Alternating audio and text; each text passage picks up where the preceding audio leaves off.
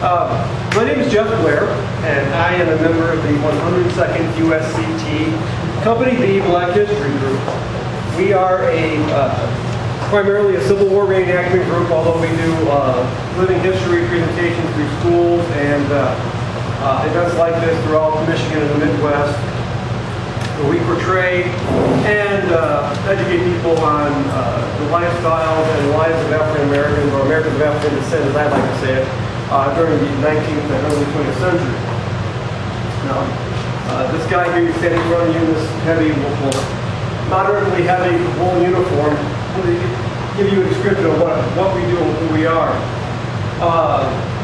As I mentioned, we represent the 102nd USCT. That stands for United States Colored Troops.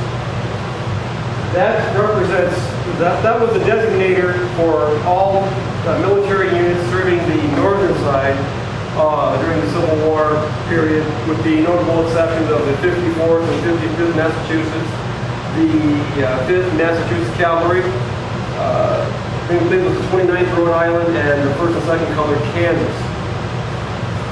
Those units kept the same designators, but those are by far the exception and not the rule.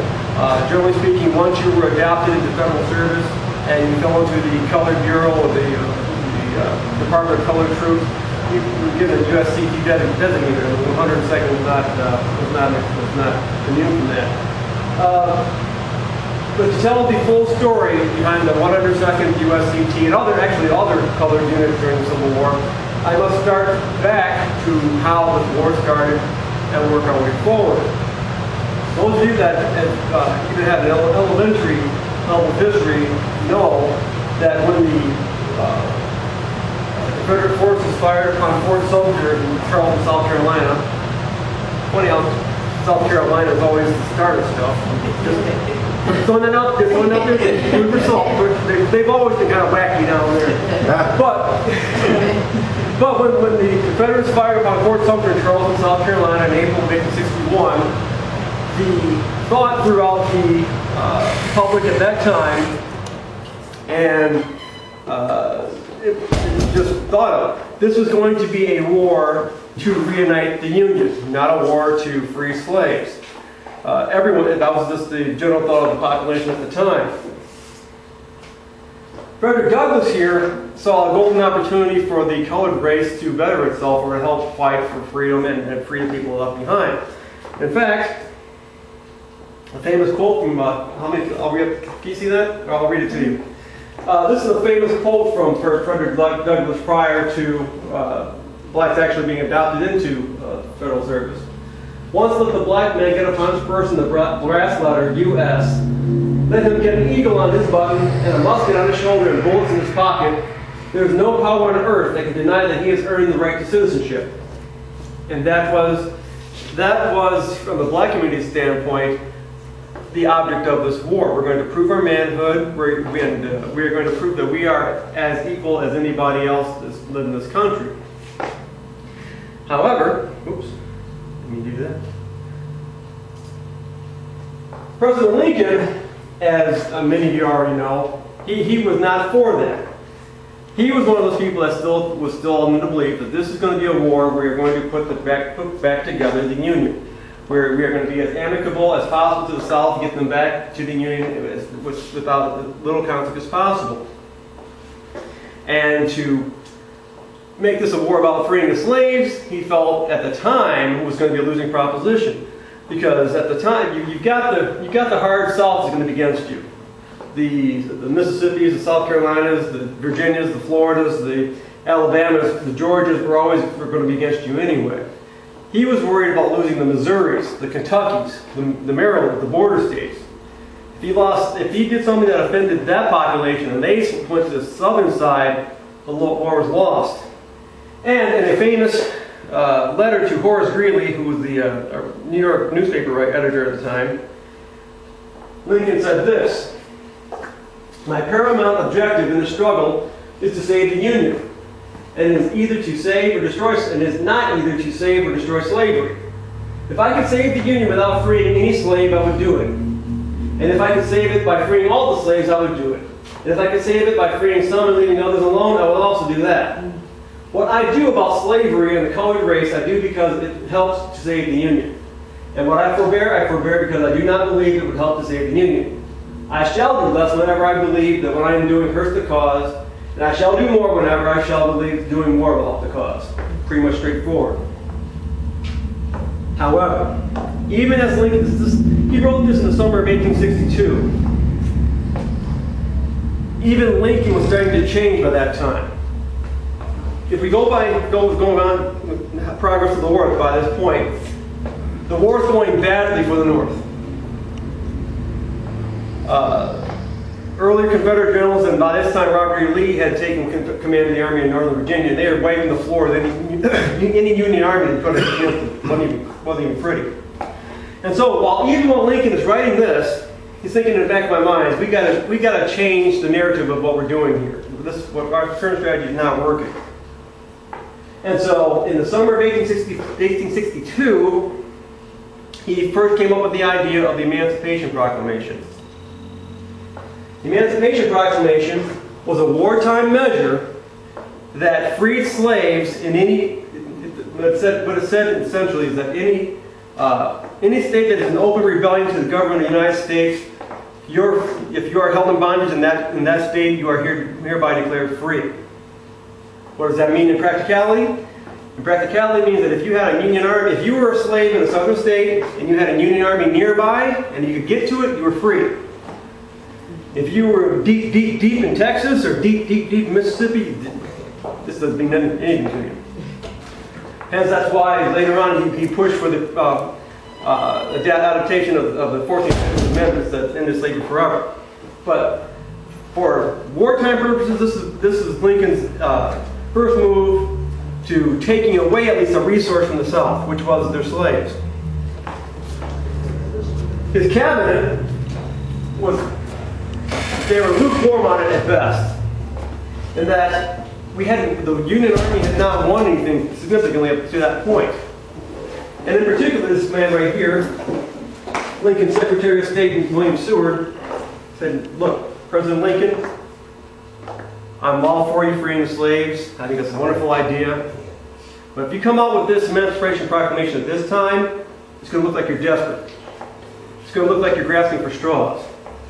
What I recommend, sir, is that we wait until our armies have won a significant battle so we can bargain from a position of strength and we can proceed thusly from that point forward. Lincoln wanted to move forward at that time, but he listened to his cabinet members, and he put off issuing the Emancipation Proclamation until one of his armies won something. He didn't have to wait that long. Well, September 1862 at the Battle of Antietam, even though historians will debate whether or not that was a loss or a tie, personally I think it was more of a draw because the Northern Army did not drive Robert E. Lee from the field, but yet the South did not defeat. It was the first major battle that the South did not defeat the North either. But for Lincoln's purposes, it was a win. And so, after the Battle of Antietam in 1862, he issued the Emancipation Proclamation, which was to go into effect January 1st, New Year's Day, 1863. So what does that mean? As I mentioned earlier, it meant that if you were in a slave state of an open rebellion to the government of the United States, and there was a Union Army nearby, and you can make it there, you were free. What it also did was that it allowed states that wanted to enlist men of color into the armed military permission to do so. There's been a fairly open debate as to who was actually the first unit of Africans of color to serve the Union Army. There was the Louisiana Native Guards, Louisiana obviously, who were free men of color who were of some means actually, had a little bit of money, owned some property, some actually owned slaves, who had adopted a militia unit in Louisiana prior to the Civil War, had their own officers, had their own chain of command, and were ready to serve the Confederate cause initially.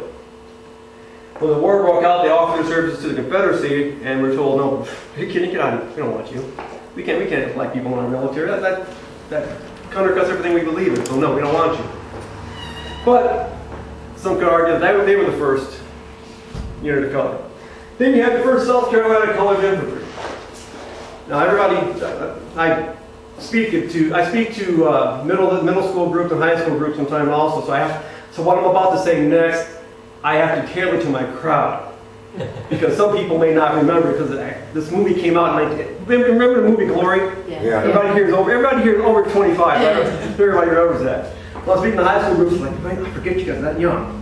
Anyway, none of the kids I speak to now were even born back then. But anyway, in that movie, there was a scene where the 54th Massachusetts came into contact with men of color that were in red pants and had the blue uniform on.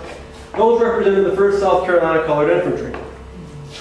I forget the organizer's name, but he initially, even before Lincoln issued the Emancipation Proclamation, went into these sea islands off the coast of South Carolina and organized these groups. And then when the Emancipation Proclamation came into order, it's like, okay, I'm good to go. I thought the movie kind of harshly portrayed them, but they weren't too far off the base. What happened is that the military would go into these sea islands, say, okay, sir, congratulations, you're no longer a slave. Congratulations, you're in the army. Throw on a uniform, and that's pretty much was it. Training was, discipline was, but you were no longer an asset to the South. You were now technically fighting for the Union. And so some people argue that the 1st South Carolina Colored was actually the first. Then you had the 1st Kansas Colored, out west, Kansas, Missouri area. They were also a unit that was organized right before the issuance of the Emancipation Proclamation. And so they can actually lay claim to being one of the first. But historians argue one of these three may have been actually the first. However, this is the 54th Massachusetts, a lithograph of the taken of Battery Wagner. The 54th Massachusetts was the first all-free unit of color to be raised during the North. Unlike the movie, there were no former escaped slaves in this unit. All of the men who volunteered for the 54th Massachusetts were born free and were from northern states.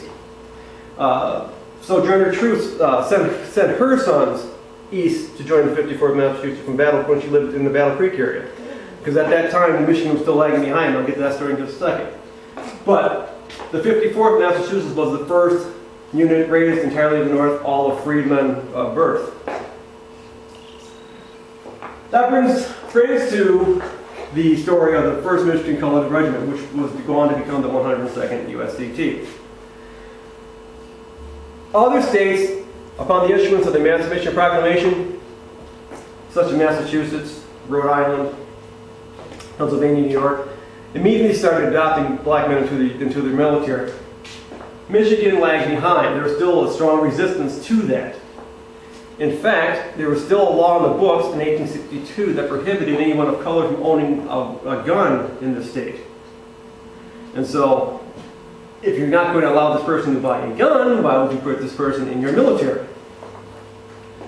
So, that went on went into 1863 when the other states started actually coming into Michigan and taking black people out of Michigan to join up to their state units. This caught the attention of a man by the name of Henry Barnes. He was the editor-in-chief of the Detroit Advertiser-Tribune, which many years later evolved into what we know today as the Detroit News. Mr. Barnes was an ardent abolitionist, and it was rumored that he was actually a conductor for the Underground Railroad. Mr. Barnes started in spring of 1863 writing editorials in his newspaper and columns in his newspaper bemoaning the fact that there was this black population from the state of Michigan, taxpayers, citizens who wanted to fight for their country were being denied the right because of their color. And he also sent some of his letters to Washington, D.C., trying to cajole Governor Austin Blair into doing so. This campaign continued on until the summer of 1863, when finally, through Austin Blair, Secretary of War sent a letter to Austin Blair giving him permission to raise an all-black regiment in the state of Michigan, which is going to be called the 1st Michigan Colored Regiment, of which Mr. Barnes was going to be made the first colonel. Now, Mr. Barnes had a couple of obstacles to get over. First of all, a fully strength regiment with approximately 1,000 men. He had a demographics problem to start off with in the state of Michigan. First of all, they trained in Detroit at a place called Camp Ward, which no longer exists. This historical marker is on the grounds of Duffield Elementary School in the Detroit public school system. Kids coming out to recess, this is what they see coming out to their playground. This is their school building and their playground was an old military installation back then. This is the first thing they see when they come out of the building. But anyway, he had a demographics problem. According to the 1860 census, the entire black population of Wayne County, which is where Detroit is, men, women, and children added up to 1,500 people. Total. And like I said, you need a fully strength judgment of 1,000 men. And so Mr. Barnes did two things. First thing he did, I don't know how well you can see this, I'll try to bring it up as much as possible, was that beginning in December 8th of 1863, he boarded up Company A, which is first one he recruited, fully stocked and trained, and made a whistle-stop tour to the southern tier of Michigan, making stops in Ypsilanti, Ann Arbor, Jackson, Battle Creek, and more importantly to this where we are right now, Cassopolis and Niles, right down the road. Why? This was a sizable black population to draw from, so he thought. And so if I go there and impress them that we are forming a regiment of your kind to help fight for people that you may have left behind, we'd love to have you. So by Christmas of 1863, Mr. Barnes returned to Detroit with an almost fully stocked regiment, manned regiment. Mr. Barnes did one other thing. He looked across the border. And this map extended to be right about there. There's a settlement about 50 miles east of Detroit called North Buxton, B-U-X-T-O-N. It's still there today. It's a suburb of Chatham, Ontario. It was the end terminus for people who had escaped slavery via the Underground Railroad. It's been given land there by the Canadian government and it set up a settlement there.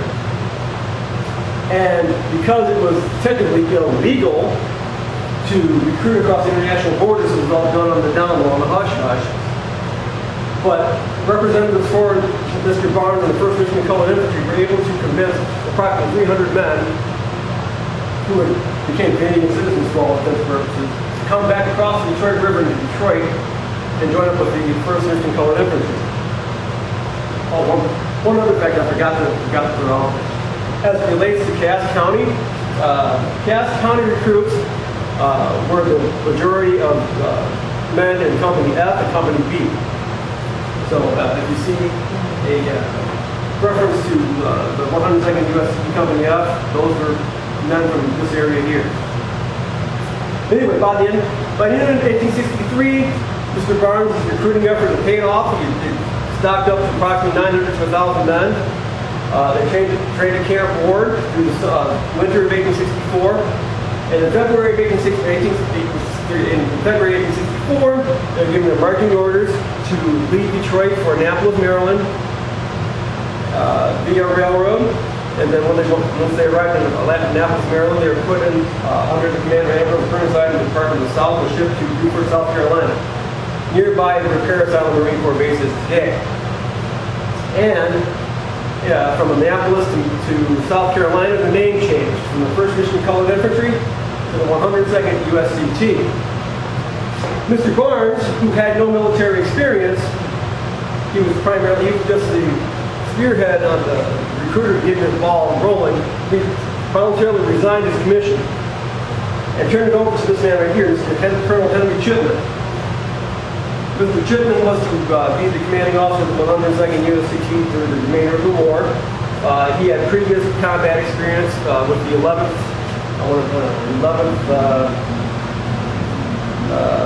Regiment, I believe it was. they saw an opportunity for promotion, grabbed it, which was typical. A lot of white officers who did not see the path to promotion going very well to stay with the white regiment. If a black regiment opened up and they offered it up, they grabbed the commission and go. Some did it because they believed in the freedom of men of color. Others just saw it as a career promotion, and they were just as racist as some of the Southerners, but they saw it as a promotion. Nonetheless, that was not Mr. Chipman. Mr. Chipman actually belonged to a prominent Detroit family and is buried in Elmwood Cemetery today. But this is the commanding officer from 102nd USCT during the duration of the war. The 102nd USCT, its base of operation, like I said, was Beaufort, South Carolina. It saw action in South Carolina, Georgia, and Florida. You will not see any of the engagements of the 102nd in any big battles you see in history. They weren't at Gettysburg, they weren't at Vicksburg, weren't Sherman in Atlanta. Sherman did not want black troops with him on his march to Atlanta. He specifically forbade it. But there were a couple of battles that we, as representatives of the regional group, hold in high esteem. The first one was the Battle of Baldwin, Florida. During that course, they were teamed up with other black men, including the 54th Massachusetts, and given the task of carrying up railway lines and supply lines to deprive the Confederates of getting them. Mind you, by this time they had not seen battle, they had not been truly tested, and the stereotype was as soon as a black man got into battle, they would throw down their weapon to run, or they would show some kind of cowardice. Not the 102nd. At Baldwin, Florida, they're out tearing up rail lines, and they were suddenly and sustained a surprise attack by a large force of Confederate cavalry. Instead of throwing down their weapons, their commander gave them the order to fix bayonets and form squares and repulse the Confederate cavalry, thus proving their mettle in battle. The other one we hold in high esteem as representatives of the original group was the Battle of Honey Hill, South Carolina, November 1864. Now, you got to put this into context of what was going on in the world at that time. Sherman, speaking of which, had already taken Atlanta. They pushed from Atlanta to Savannah, and now turned his forces north into South Carolina. It's the heart of the Confederacy where secession started. And he's going to teach them a lesson. The 102nd and other units that were in the Charleston, Beaufort area were given the task of supporting Sherman's movement through South Carolina. Once again, by tearing up railway lines, cutting off waterways so that the Confederacy could not support the troops opposing Sherman. Well, as battles do even today, once the battle got going, commands were muddled, not heard, things got off to a slow start. And so by the time the Northern forces actually moved on the Confederate position, the Confederates knew something was up and were waiting for it. In this area of the battle, the 102nd during the initial stages of the battle were held in reserve back here on the rear of the order. During the course of the battle, I have a point for my bayonet. A battery of cannon were stuck out between no man's land. They were pushed forward, they were pushed back by the South, and were between Union and Southern lines were in danger of being captured by the South, turned around and used on Northern forces. A number of regiments were given the task of going to get these cannons and bringing them back, including the 54th Massachusetts of the Moody Glory fame. They pushed forward, were beaten back several times, heavy losses, so they get the cannon. Finally, later in that afternoon, Lieutenant Orson W. Bennett from Company A, 102nd USCT, without orders from his commanding officer, thrust 30 men under his command, rushed forward, grabbed those cannons, brought them behind Union lines, and prevented them from being captured by the South. And for that, he received the very first Congressional Medal of Honor from this unit. But other than that, the Battle of Honey Hill was a northern loss and disastrous day. But other than that, they once again showed their mettle in battle. The 102nd remained in South Carolina. That portion of South Carolina remained under the war. They were one of the first units to enter Charleston once Charleston surrendered. Later on that year, in '65, as a matter of fact. They remained on occupation duty throughout northern Georgia and South Carolina until they were mustered out of service in Charleston, as a matter of fact. September of 1865, shipped home to Detroit, where they arrived home October 17, 1865, where they were disbanded and more or less became a footnote in history. The group that I represented, or member of, the 102nd USCT Company B, was founded back in 1987. I was still in college back then. It wasn't me. But our original members founded this group as part of the Michigan Sesquicentennial Celebration. And we've been active in living history demonstrations throughout Michigan, Ohio, Illinois, Kentucky, Pennsylvania. We've actually been to Florida a couple times too. So people, off the record, do not get into reenactment, Southern reenactors south of Cincinnati. They still think the war's going on. Yeah, too serious. They take this a little too seriously. Like, I got a job to go back to in the morning, guys. I don't want to die. But that is a brief history of who we are and who we represent. I believe you asked me earlier, man, if we had about direct descendants. Myself personally, I am not a direct descendant. I do not have any relatives that fought in the original Civil War regiment. However, we currently have two that can trace their original lineage back to the original members. When I joined the regiment back in 2001, we had 5. Unfortunately, 2 of those members have passed on, and one is semi-retired and doesn't really do the hobby anymore. But at one time, we could claim that we were the reenactment regiment with the highest percentage of actual reenactors who can trace their lineage back to the original group. And that's something we're very proud of. That was my last slide. Feel free to answer any questions anyone may have. This has to do with your uniform. Can you tell us what each thing that you have? You Okay. have a lot of little things that you're carrying. Well, what I'm wearing, the uniform I'm wearing today is a replica of a standard issue uniform that we would have worn 150 years ago. Everything I'm wearing on me was utilitarian to the soldier who was wearing it. On my right side, this is my cartridge box. This is where I would have carried my ammunition, my rounds.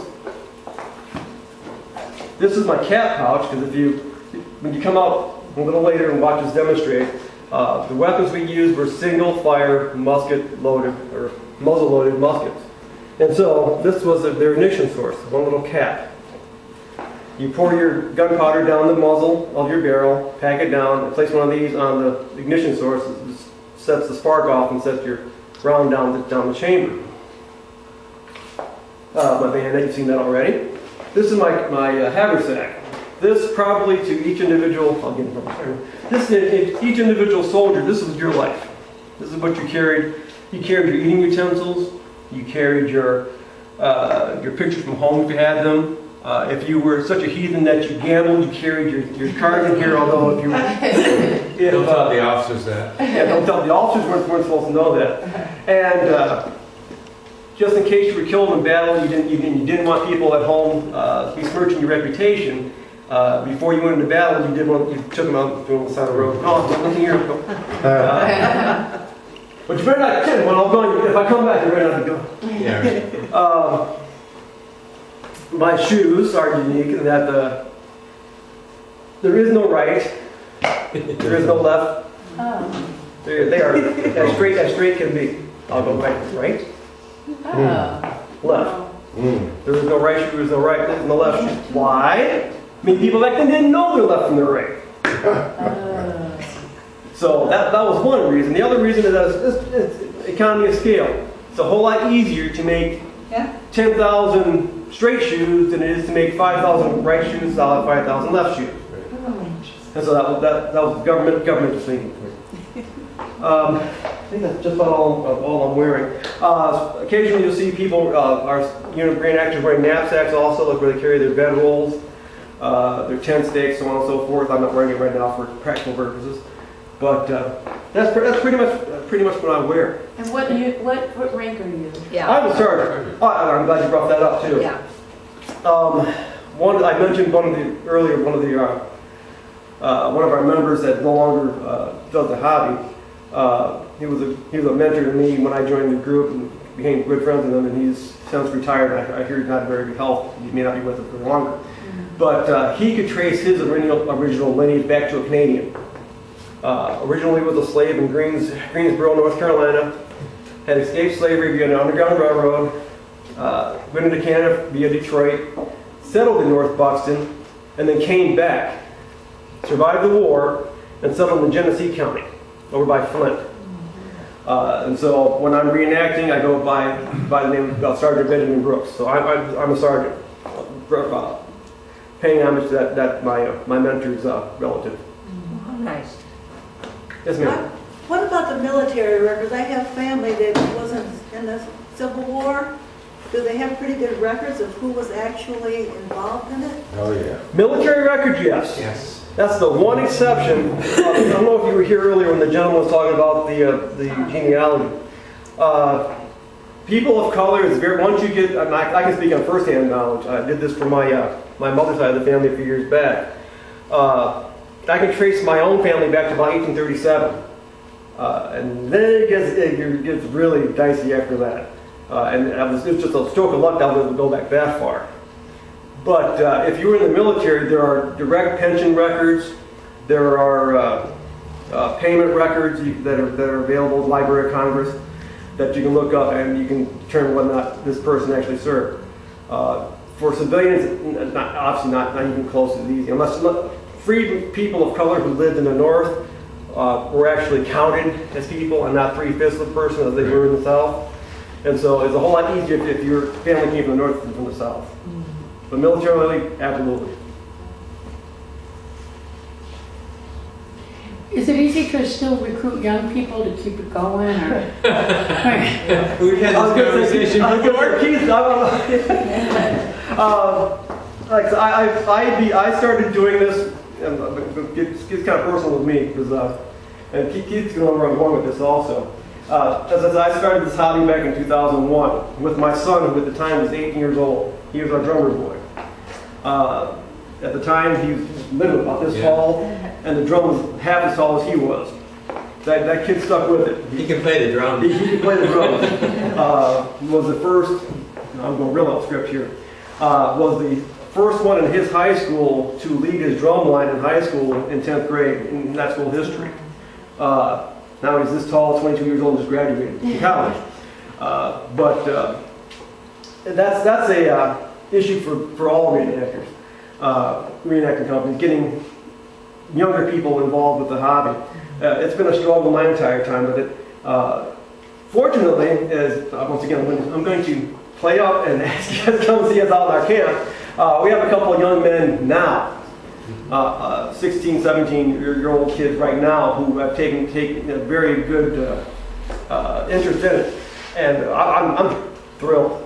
I'm thrilled. It's a rare thing to get kids that age interested in what we do. So, I mean, think about when you were 17. Do you want to be in wool uniforms in summer? But we're very proud of them. And I'm proud to say that our group has grown over the last 3, 4, 5 years. We've gotten both middle-aged and younger kids involved. So I think our future is bright. There's a novelist from Wisconsin named Jane Hamilton, and one of her books has the father and his daughter are actors until she hits puberty.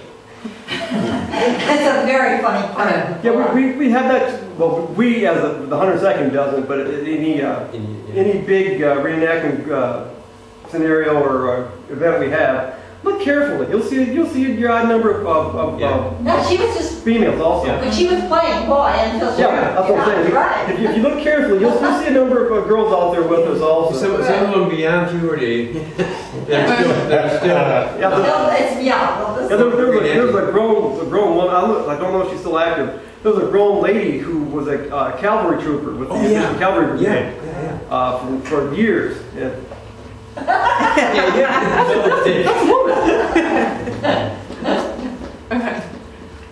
Oh, and one other thing.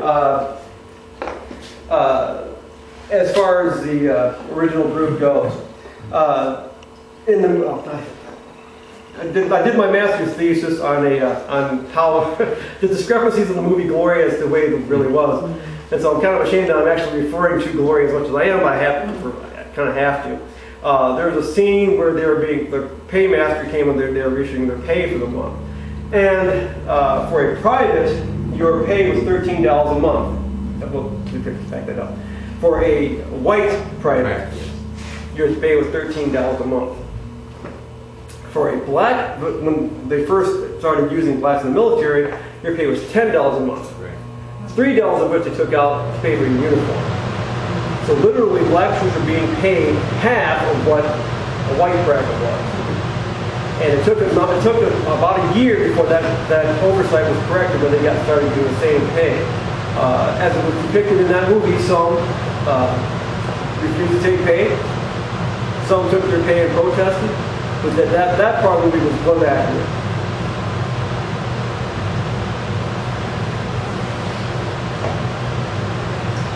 What time's your next reenactment over there? What? What time do you do your reenactment? When's our next week? When's our next Whenever we're demonstration? done, whenever you're done, I guess we'll have another fire demonstration. Well, it's 20 to 4. Give us the golf quarter after 4. Yeah. Okay. We'll do a little something for it. Thank you, you did a great job. Thank you very much.